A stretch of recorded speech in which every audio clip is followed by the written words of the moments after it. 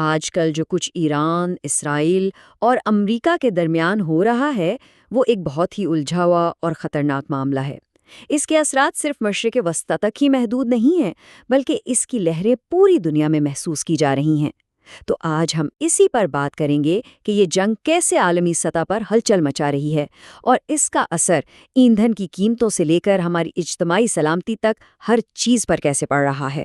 اس کہانی کا آغاز ہوتا ہے کچھ ایسے الفاظ سے جو سیدھا دل پر لگتے ہیں۔ یہ الجزیرہ کے نمائندے کے الفاظ ہیں، اور یہ صرف کوئی خبر نہیں ہے، بلکہ ان عام شہریوں کی ایک تلخ حقیقت ہے جو اس لڑائی کے بیچوں بیچ پھنسے ہوئے ہیں۔ اور جب بھی ایسی تباہی ہوتی ہے، اس کی قیمت انسانوں کو ہی چکانی پڑتی ہے۔ صرف اسرائیل میں جنگ شروع ہونے کے بعد سے اب تک زخمی ہونے والوں کی تعداد 5045 سے بھی زیادہ ہو چکی ہے۔ یہ صرف ایک نمبر نہیں ہے، یہ ہزاروں خاندانوں کی کہانیاں ہیں جن کی زندگیاں اس تشدد نے بدل کر رکھ دی ہیں۔ اچھا، تو اس پورے معاملے کو سمجھنے کے لیے ہم اسے کچھ حصوں میں دیکھیں گے، جیسے پانی میں پتھر پھینکنے سے لہریں پھیلتی ہیں۔ ہم سب سے پہلے لڑائی کے مرکز یعنی میزائلوں کی جنگ سے شروع کریں گے۔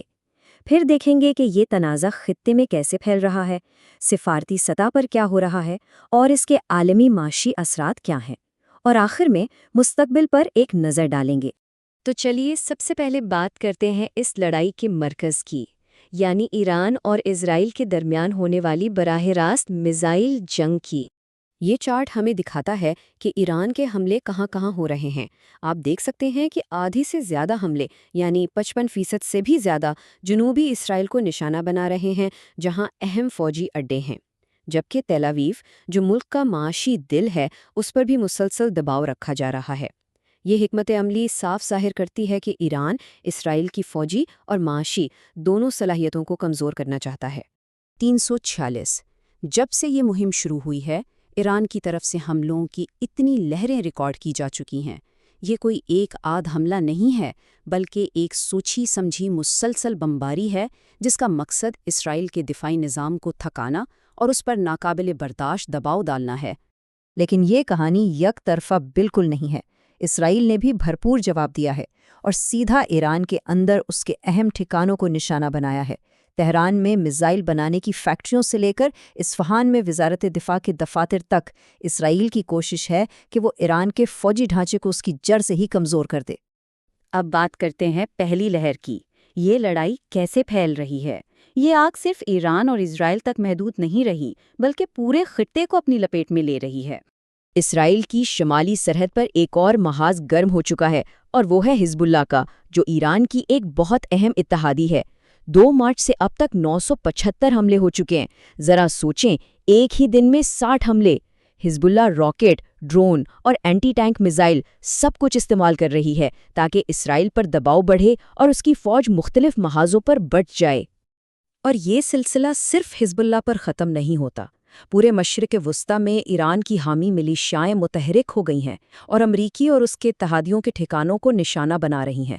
عراق سے لے کر خلیج تک یہ حملے ایران کی حکمت عملی کا حصہ ہیں کہ جنگ کو پھیلا دو اور اسرائیل کی حمایت کرنے والوں کے لیے قیمت بڑھا دو۔ ترک صدر کے یہ الفاظ اس صورتحال کو بالکل ٹھیک بیان کرتے ہیں۔ یہ جنگ تو اسرائیل کی ہے، لیکن قیمت پوری دنیا چکا رہی ہے۔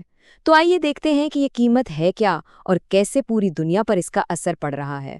فوجی کارروائیوں سے ہٹ کر اب ذرا سفارتی کوششوں پر نظر ڈالتے ہیں۔ یہاں معاملہ بالکل اٹکا ہوا نظر آتا ہے۔ ہر کوئی جنگ بندی کی بات تو کر رہا ہے، لیکن امن اتنا مشکل کیوں ہو گیا ہے؟ تو سوال یہ ہے جو سب کے ذہن میں ہے، کیا اس تشدد سے نکلنے کا کوئی راستہ ہے بھی؟ جیسا کہ ہم آگے دیکھیں گے، امن کی راہ میں بہت بڑی رکاوٹیں ہیں۔ اس سلائیڈ پر آپ دونوں طرف کے مطالبات دیکھ سکتے ہیں، اور یہیں پر اصل مسئلہ چھپا ہے۔ امریکہ چاہتا ہے کہ ایران اپنے جوہری اور میزائل پروگرام بند کر دے۔ دوسری طرف ایران کہتا ہے کہ پہلے ہمیں سیکیورٹی کی گارنٹی دو، مستقبل میں جنگ نہ ہونے کی ضمانت دو، اور جو نقصان ہوا ہے اس کا ازالہ کرو۔ یہ دونوں مطالبات ایک دوسرے سے بالکل مختلف ہیں، اور یہی اس سفارتی تعطل کی سب سے بڑی وجہ ہے۔ اس ساری سفارتی ناکامی کی جڑ ہے گہرا عدم اعتماد۔ جیسا کہ ایرانی وزارت خارجہ کے ترجمان نے کہا، ہمارا امریکی سفارتکاری کے ساتھ ایک بہت تباہ کن تجربہ رہا ہے۔ یہ احساس کئی دہائیوں کی تاریخ کا نتیجہ ہے، جس کی وجہ سے کسی بھی قسم کے معاہدے پر پہنچنا بہت ہی مشکل ہو گیا ہے۔ اور اس عدم اعتماد کو مزید بڑھا رہے ہیں یہ ملے جلے پیغامات۔ ایک طرف صدر ٹرمپ کہتے ہیں بات چیت ہو رہی ہے، دوسری طرف ایران کہتا ہے یہ سب فیک نیوز ہے۔ اس سے کیا ہوتا ہے؟ غیر یقینی صورتحال اور بڑھ جاتی ہے، جس سے نہ صرف سفارتکاری کو نقصان پہنچتا ہے بلکہ عالمی منڈیاں بھی خوفزدہ ہو جاتی ہیں۔ اب آتے ہیں اس آخری اور سب سے بڑی لہر پر جس کا تعلق ہم سب سے ہے۔ یہ علاقائی جنگ پوری دنیا کی معیشت اور ہماری روزمرہ کی زندگی پر کیسے اثر انداز ہو رہی ہے؟ یہ سوال بہت اہم ہے کہ آخر ایک علاقے میں ہونے والی جنگ پوری دنیا کی معیشت کو کیسے ہلا کر رکھ دیتی ہے۔ آئیے اسے سمجھتے ہیں۔ اس کا سب سے پہلا اور فوری جواب ہے تیل کی قیمت۔ خام تیل کی قیمتیں تقریباً $120 فی بیرل تک جا پہنچے۔ یہ صرف ایک ہنسا نہیں، یہ اس ڈر کی عکاسی کرتا ہے کہ مشرق وسطی سے تیل کی سپلائی کسی بھی وقت رک سکتی ہے۔ اور اس ڈر کی سب سے بڑی وجہ ہے آبنائے ہرمز۔ اسے آپ دنیا کی توانائی کی شہرک سمجھ لیں۔ دنیا کا تقریباً 20% تیل اور 20% قدرتی گیس اسی تنگ راستے سے گزرتا ہے۔ اگر یہ راستہ بند ہوتا ہے، چاہے جنگ سے یا کسی اور وجہ سے، تو عالمی توانائی کی مارکیٹ میں ایک زلزلہ آ سکتا ہے۔ اور یہ وہ مقام ہے جہاں اس کا اثر ہم سب محسوس کرتے ہیں۔ جب تیل مہنگا ہوتا ہے تو اس کا اثر ایک زنجیر کی طرح ہر چیز پر پڑتا ہے۔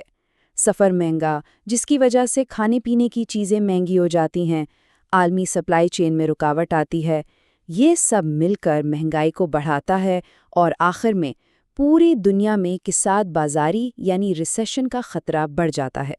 تو ہم نے دیکھ لیا کہ صورتحال کتنی سنگین ہے۔ اب آخر میں آئیے آگے دیکھتے ہیں، ماہرین کے تجزیے کی بنیاد پر مستقبل میں کیا ہو سکتا ہے۔ ماہرین کے مطابق ہمارے سامنے 2 بڑے راستے ہیں۔